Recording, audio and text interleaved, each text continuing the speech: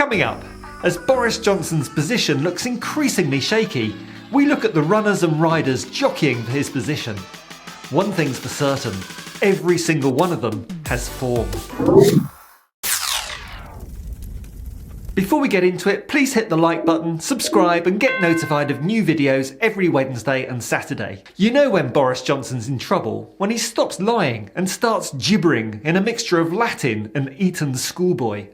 For example, did he really say he would rather let the bodies pile high in their thousands than order a third lockdown in October last year? There are now 3 individual corroborators prepared to state under oath that he did. At the same time, Apartmentgate rumbles on, with questions about who paid for the cost of the Downing Street apartment's £100,000 do-over, which Johnson is now offering to pay for himself, rather like a shoplifter caught in the act. All this in a landscape of Greensill and literally dozens of other examples of Tory sleaze and corruption. So, assuming Blowjo's neck is on the block, let's take a look at the bookies' favourites for his successor. Jeremy Hunt, 7-1, was an extremely unpopular health secretary, partly due to his opposition for pay rises, his encouragement of privatisation, his support for tightening abortion laws, and his support also for quackery like homeopathy. He also later admitted that after years of Tory austerity, he had left the NHS unprepared to deal with the current coronavirus pandemic. When Boris Johnson resigned as Foreign Secretary, leaving Nazanin Zaghari-Ratcliffe to rot in an Iranian jail, Hunt took over, before later losing to Blowjo in the last Tory leadership battle. After that, Hunt resigned as Foreign Secretary and has been in the Tory wilderness ever since. His form before that includes in 2009 the Parliamentary Commissioner for Standards found him to be in breach of the rules governing expenses.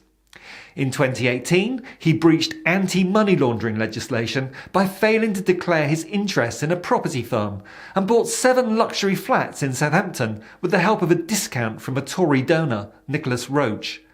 Other form includes blaming the Hillsborough tragedy on football hooliganism. He also has the distinction of being the subject of the first petition on the new government website that reached the threshold of 100,000 signatures, which were required to trigger a debate in Parliament.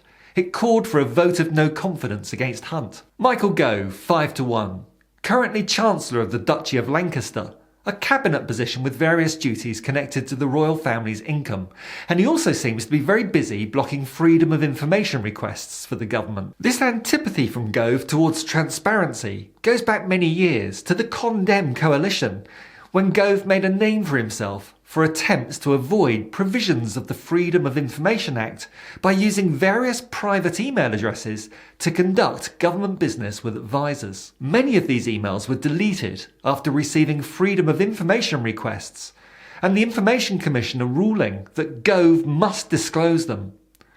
Gove disputed this finding and spent £12,500 of taxpayers' money on legal advice before backing down. Apart from always seeming to have something to hide, Gove is also known for his hypocrisy in opposing the legislation of drugs, whilst at the same time admitting to having been a cocaine user in the past. Some people suspect Gove of being the leaker and the Machiavellian figure pulling the strings behind the current scandals threatening to bring Johnson down, in the hope that he will be the next leader. The Daily Mail turning on Johnson in recent days is also interesting, because Gove is married to the prominent Daily Mail columnist Sarah Vine.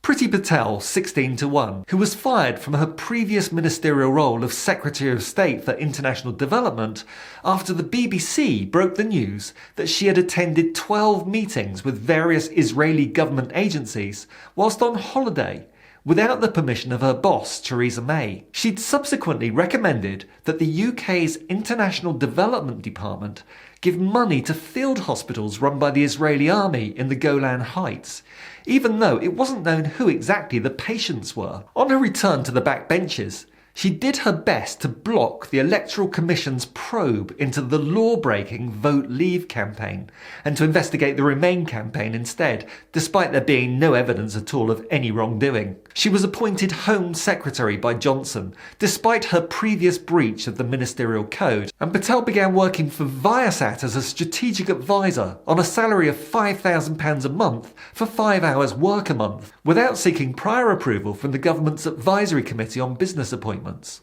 Her second breach of the Ministerial Code. Then, in November 2020, a Cabinet Office inquiry found evidence that the Pritster had broken the Ministerial Code for the third time after allegations of her bullying behaviour in all 3 of the government departments in which she had worked, including a charge of actual bodily harm. Senior civil servant Philip Rutnam resigned as a result of being subjected to this bullying and was subsequently awarded £340,000 of taxpayers' money plus £30,000 costs for this constructive dismissal. While not bullying her subordinates, Ms Patel enjoys turning the clock back, first to 1972 by helping deliver a hardest of hard Tory Brexits, and now to 1964 by scoping out the chances of putting capital punishment back onto the statute books. Rishi Sunak, 5-2. Rishier than the Queen Sunak is reported to own 11 homes and is married to Akshata Murthy, the daughter of an Indian billionaire. Sunak was reported to have not declared much of his wife and family's financial interests on the register of ministers' interests, including a combined £1.7 billion shareholding in Infosys. Sunak is required under the Ministerial Code to declare interests that are relevant to his responsibilities and which might be thought to give rise to a conflict with his public duties. He has now been referred to the Committee on Standards in Public Life. Sunak is also responsible for the infamous Eat Out to Help Out scheme, which became known as the Eat Out to Die Out scheme, as it appears to have led to a second wave of the pandemic last year. As Chancellor of the Exchequer, Sunak oversees the biggest peacetime deficit in the history of the UK, yet despite that, has failed to provide a financial safety net to thousands of the self-employed and small business directors such as myself during the pandemic. Dominic Raab, 10-1. Like most of this cabinet, a swivel-eyed Brexiteer from the get-go, with a history of defending claims of bullying and sexual harassment, none of which have been proven. He has attacked the judiciary for saying that Parliament had the right to vote on the intention to leave the EU under Article 50, claiming that the decision was a plain attempt to block Brexit by people who are out of touch with the country and refuse to accept the result. Raab conveniently forgot to mention that the EU referendum was explicitly a non-binding advisory referendum and had no status in law. But that said, to be fair, he isn't the sharpest tool in the box, and his lack of intellectual capacity is one of the reasons he is a 10-1 outsider. Liz Truss, 12-1. And talking of intellectual capacity, our current Secretary of State for International Trade is a real embarrassment to her alma mater, Oxford University. Here's my favourite clip of her delivering what she thinks is her Martin Luther King I have a dream moment.